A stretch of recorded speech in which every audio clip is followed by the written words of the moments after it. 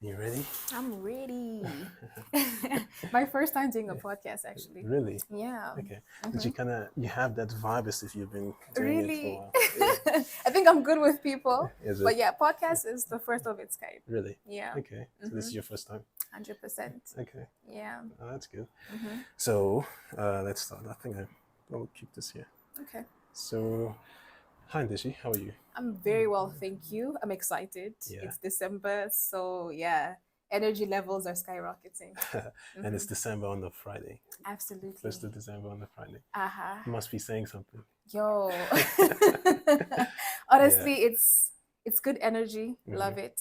Mm-hmm. Just brings you into a space of just, reflecting on Yeah. how the year has been. Yeah. So I'm so happy like you get to go home and just Yeah. calm down and just take it all in. Yeah. Yeah. Where's home for you? Where's home for me? Mm. Oh, that is a very, very hard question. I am a global citizen. Uh-huh. So home is the world. I don't have any Wow. limits. Okay. I was born in Namibia and I grew up in Brazil for over 9 years. Came back home for 3 years, went to the UK actually, finished high school there, and then I came down to Namibia again for university.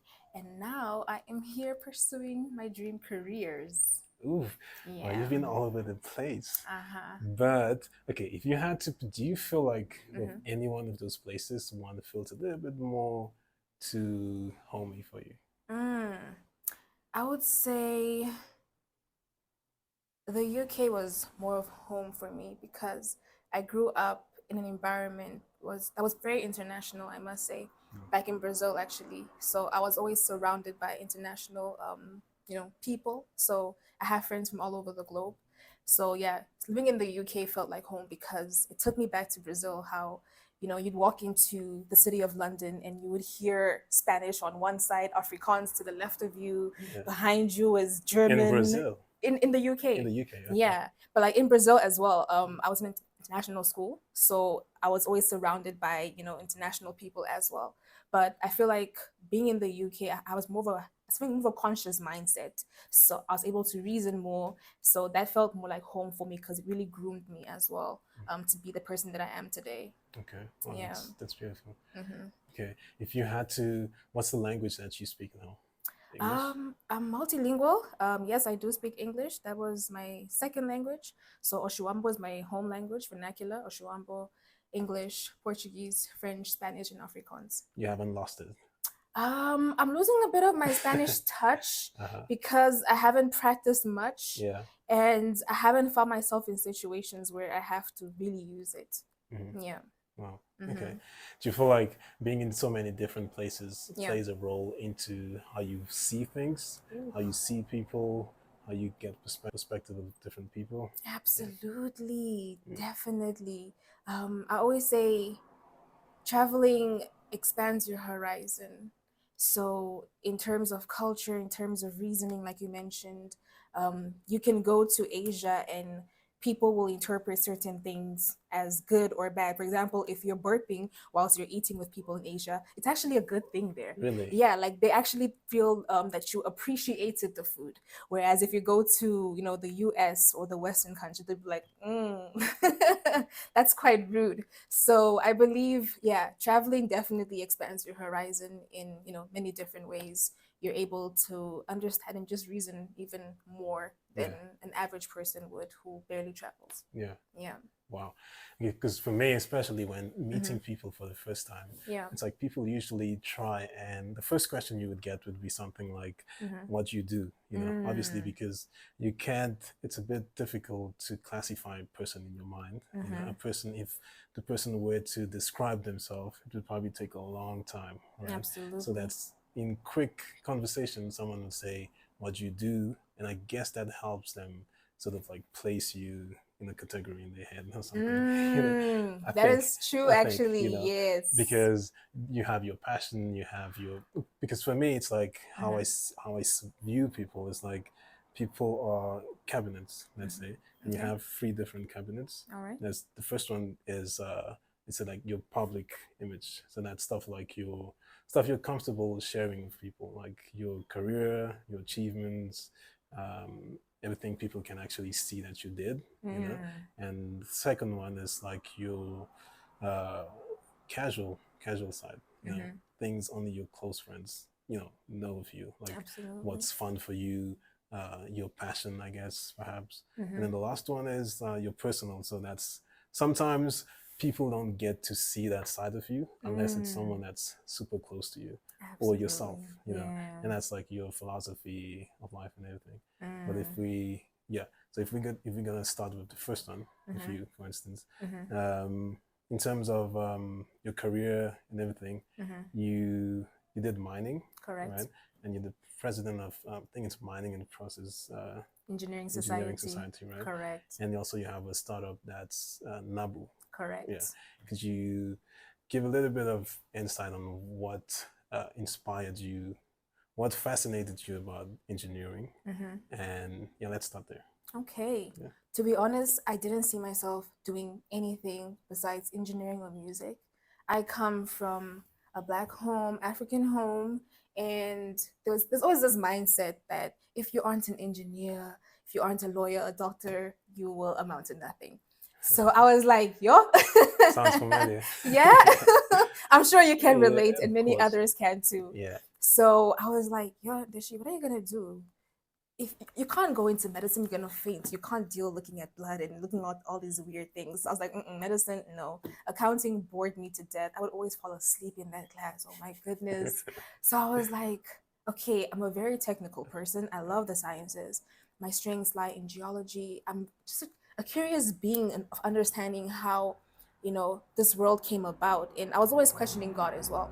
So I was like, okay, how about engineering? I believe engineering is where your strengths lie, and it only makes sense to invest in your strengths, because if you invest in your weaknesses, it brings you to an average state. I was like, it's either engineering or music. So initially, I told my parents music, and they were like, "What?" African They were like, parents. "What?" Of course not. You can Music? pack your bags now and go do your music. I was like, wait, what? I'm gonna be homeless?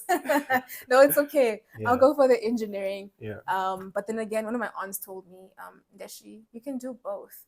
Cause I remember when I joined engineering, second year, I was like, yo, I'm dropping out because I built my first studio from scratch. I was making money with my studio, signing deals with Sony. So I was like, yo, Really? I'm With the living my music thing? dream. Yes, Cool. literally. So at that point, I was like, you know what? I'm gonna drop out. I'm gonna do engineering, and I'm gonna do music full time, leave engineering, and then see what takes me by. So I told my uncle first about it, and he was like, oh, you know what, Ndeshi, I've seen it with you. You've been winning all these, awards of music since you were a child. You've been the little girl who always dances for your uncles when they come over. You're from a young age. So I was like, cool, let's do it. But now, how do I break it down to my parents? He was like, Ndeshi, I'll come with you. I'll sit down with you, and we'll tell them. It snowed. That's your It uncle? snowed. Guess my Your uncle. uncle. He came Okay. with me to my home. My parents were there. When I broke it down, it literally snowed in my home. I was just like, yo, I cried. My parents thought I was crazy. Like, oh my goodness, that you leaving engineering for music after we paid all those school fees? Nah, You can pack your bags and yeah, pursue your music. I was like, okay, I'm not about to be homeless right now. So my aunt came the following day, like with a whole meeting. I was like wondering what's going on. Like the news, like it literally They set transported up a so family quickly. meeting because of that. Literally. Yeah. As soon as I woke up, my aunt was already there, my uncles. I was just like, is there a party? What's going on? And then I'm being told to sit down. So what stood with me after that meeting was what my aunt told me. She was like, Ndeshi, you can do both. You can be a creative as well as an engineer. So when you walk into a boardroom, the price goes up. You're not just a professional, you're also creative. So I was like, wow, I love the sound of that. And I'm here for it. Yeah. I'm here for the challenge. I know it won't be easy, but yeah, I'm definitely here for it. So yeah, that was the engineering sector, how I got into it. So I've been pursuing the two for the longest time. It's been a hurdle, I must say, but the vision is there. I'm still so passionate. I feel like passion is what keeps me going.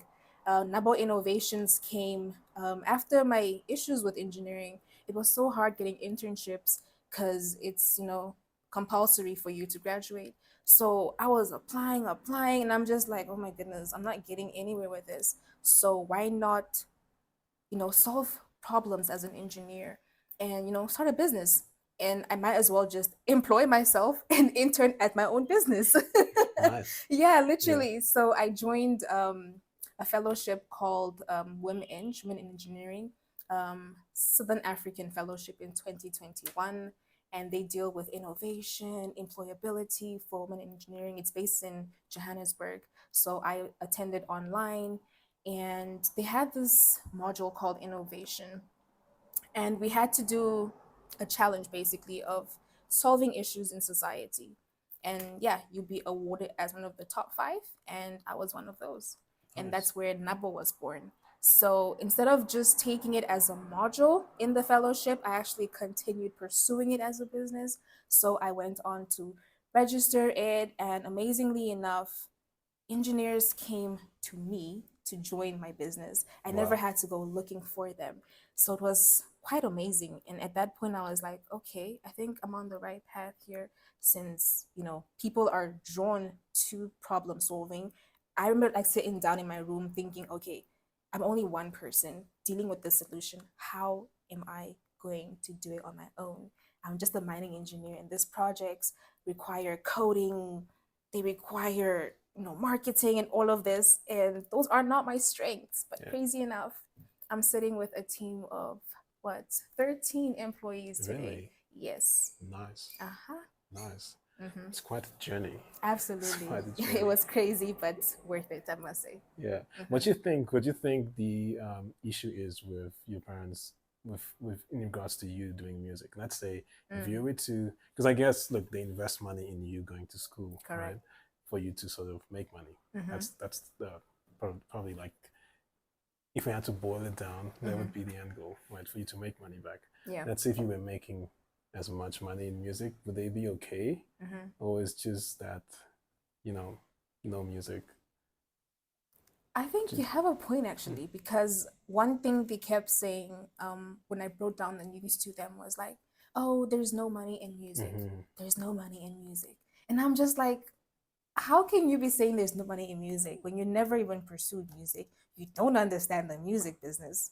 And they're like, no, you can look at your uncles in the industry. One of my uncles is one of the biggest artists here, the dog, King TD. Oh, really? So yeah, they're like, yeah, look at your uncles, so on and so forth. I'm like, okay, yes, he did struggle to get to where he is. He's like, yeah, we don't want you to struggle like him, But I'm just like, guys, like, it's possible. Every industry has its challenges. Yeah. We just have to find ways to, Sort of make mitigate it work. them. Yeah. Yeah, to The make it work. thing is, with if you pursue your passion, Mm-hmm. the funny thing is, Yeah. people judge you on that starting phase. That starting phase Mm. should be difficult. Oh, Should be yes. difficult. The thing with a career is like, Mm-hmm. you sort of secured, already. Okay, if I find a job, Mm-hmm. there's no starting phase really. It's just like you get thrown in the deep end. You start making money as soon Mm-hmm. as possible. But Exactly. if you chase a career, I mean, a passion, it's like you need to go through step one, step two, step Mm. three, and I guess probably them seeing you through that journey Mm-hmm. would be like you failing. Mm. But if you keep pursuing, Mm. eventually it becomes big, and then they're like, oh no, it's good. Mm-hmm. Like I think people are afraid of that, those early Yes. phases. Yes. You know, People are the, afraid of failure. exactly. Yeah. Yeah, they're Mm-hmm. afraid of failure. But there's no way you can achieve anything without failure. That means not learning anything. Yeah. How Yeah. was it for you starting the NABO? It's a startup. Right? Mm-hmm. Startups are usually Mm. brutal when you're Yeah. starting them. How was that journey? It's been quite intense because you don't work the regular hours you would work if you were, employed elsewhere, 8 to 5. With NABO Innovations, there is no operating hours. Literally, I could be working for maybe 13 hours straight, Mm-hmm. just to ensure that things are done properly.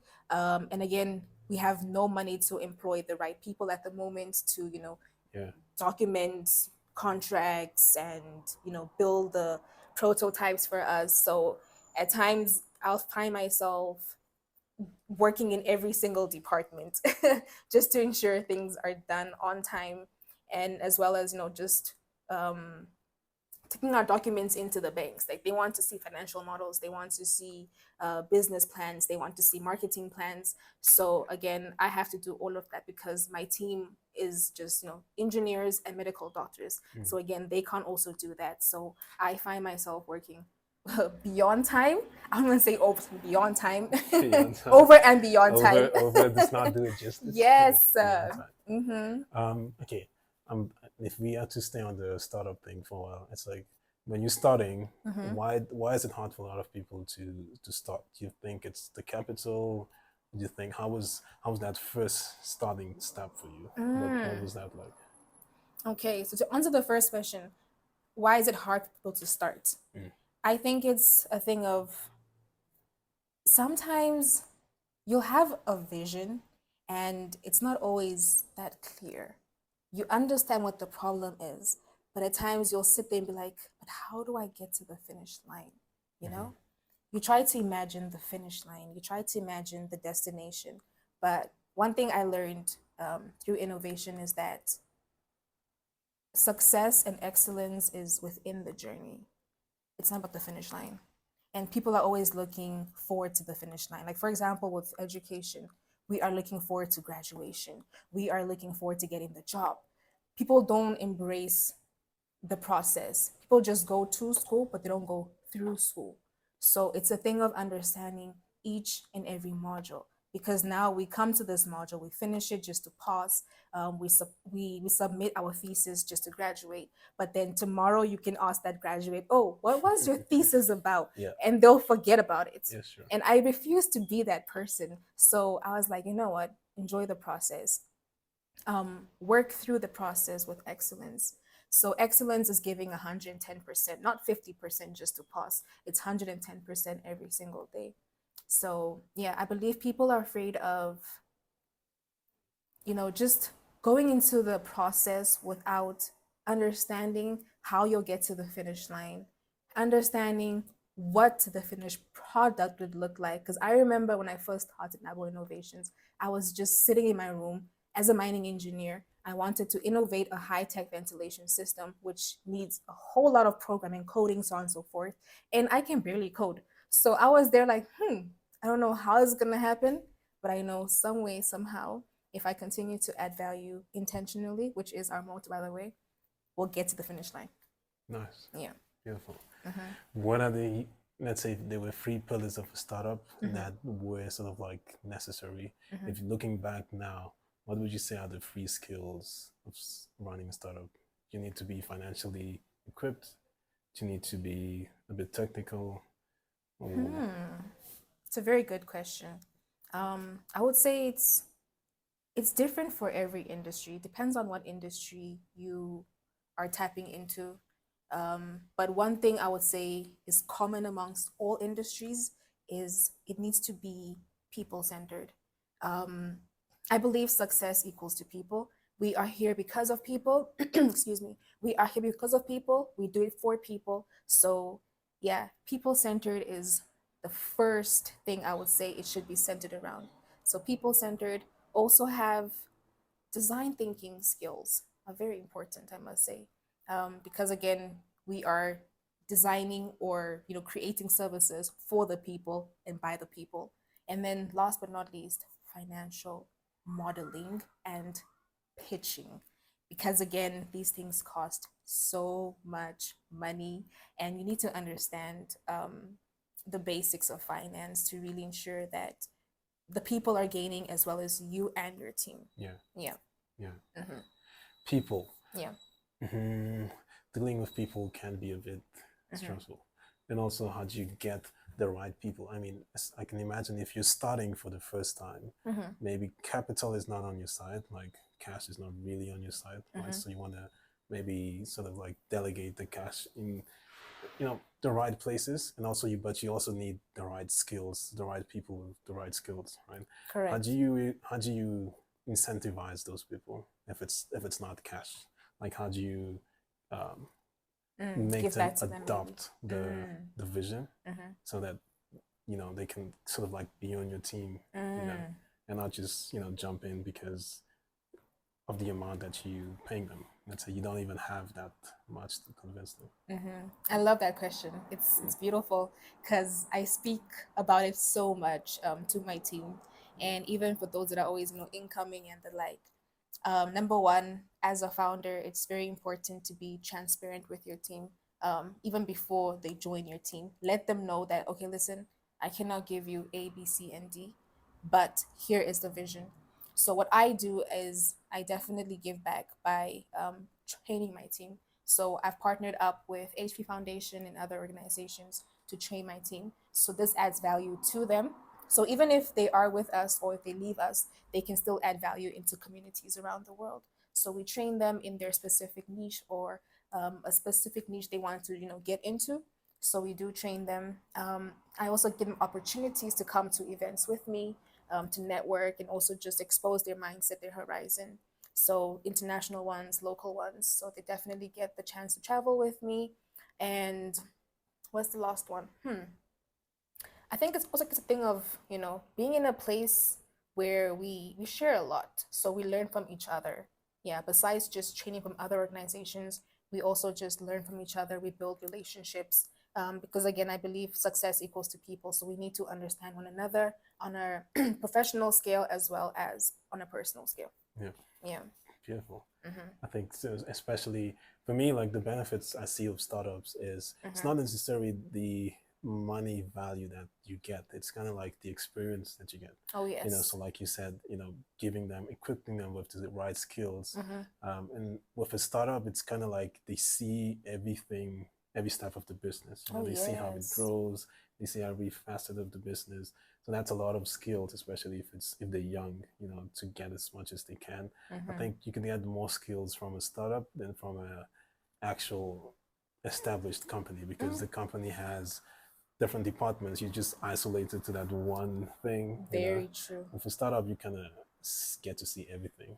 So if you can equip, I think that's a better remuneration, to equip them with the right skills, so that they kind of grow with you.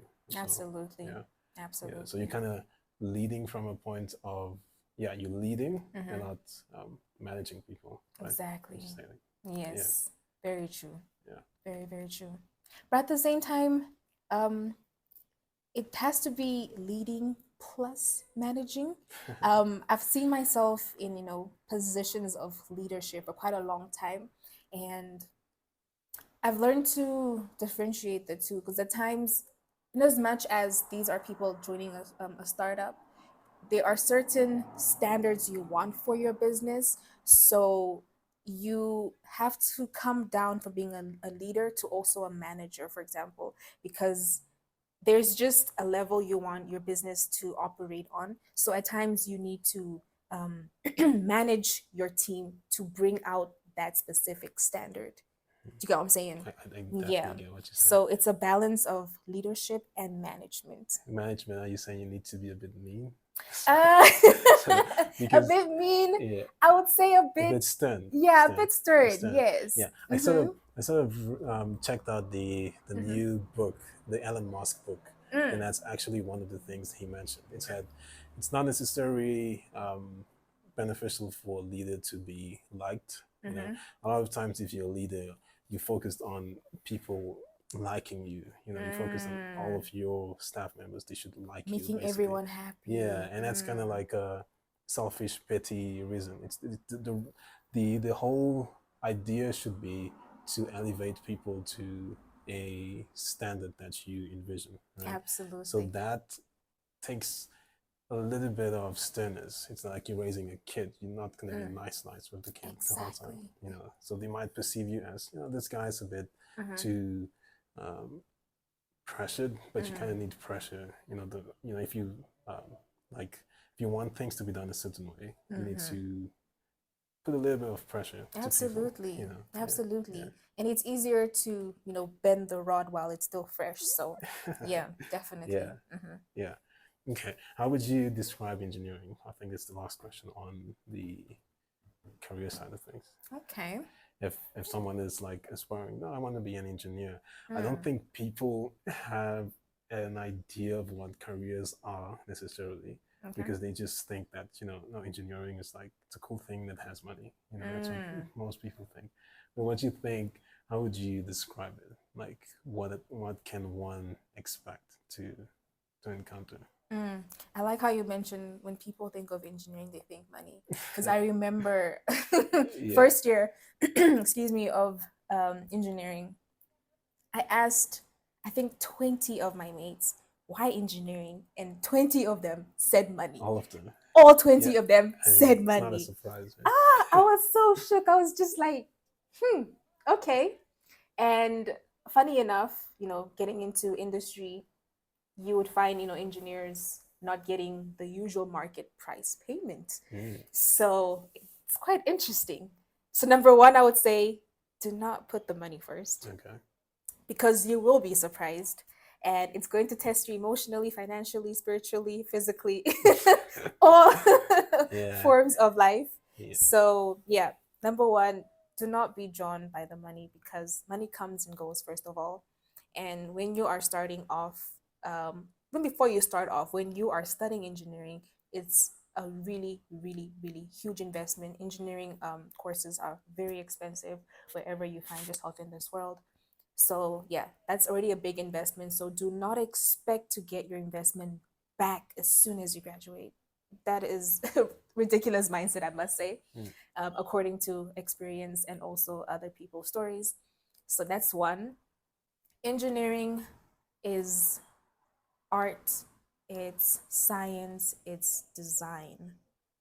So, it's basically a test of how far you can think and how far you can go.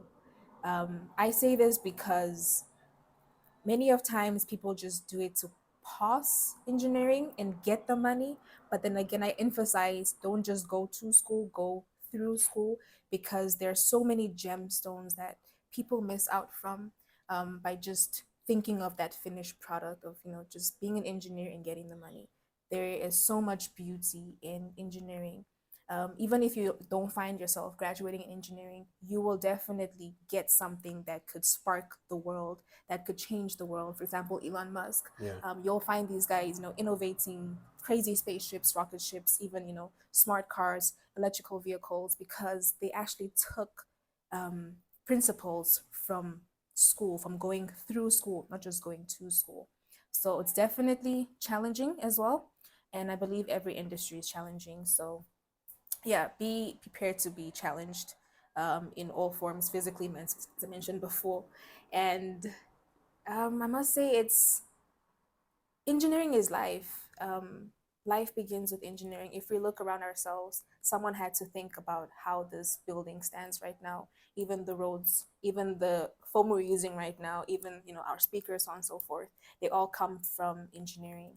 So again, it's using your creativity to spot problems and then finding the solutions. Yeah. Yeah. Beautiful. Hmm. Your fun side of things. My fun side of Yeah. things. What is okay apart from the career, apart Hmm. from your fascination on engineering, Hmm. what else would you say fascinates you? If it's not, um, what else does not feel like work, basically? I would say music. Hmm. I am a songwriter and a singer slash director as well, so visuals director. So that comes to me naturally. I always say I'm a born creative and made engineer. Yeah, so it comes naturally to me. I can wake up at 3 in the morning and create music in like 2 minutes, have a full song done. So I'm just like, yeah, that comes naturally to me. So yeah, I'm a born creative, I must say. I started off dancing first, and I took music class back in the third grade all the way till I think it was the 10th grade. So, yeah, my musical teacher back in Brazil actually discovered my vocals, and I was like, whoa. So, I would always participate in, theater every year at school, and I would participate more in dancing and acting. But then she was like, no, Ndeshi, come and, just come through and rehearse for a solo. And I was like, solo? So like singing? Yeah, Okay. singing. So I was like, you know, I'm a dancer. I don't sing like that. And she's like, no, just try. I was like, okay, fine. And yeah, she discovered my vocals. I fell in love with it.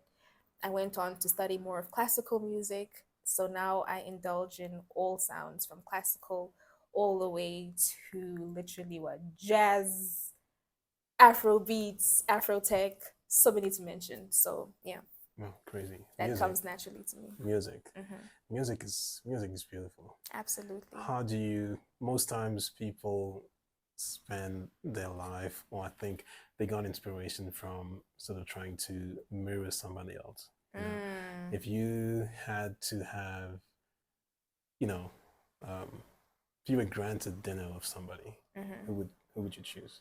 Someone that you admire. Michael Jackson. Really? Wait, hold on. Dead or I alive? did not see that.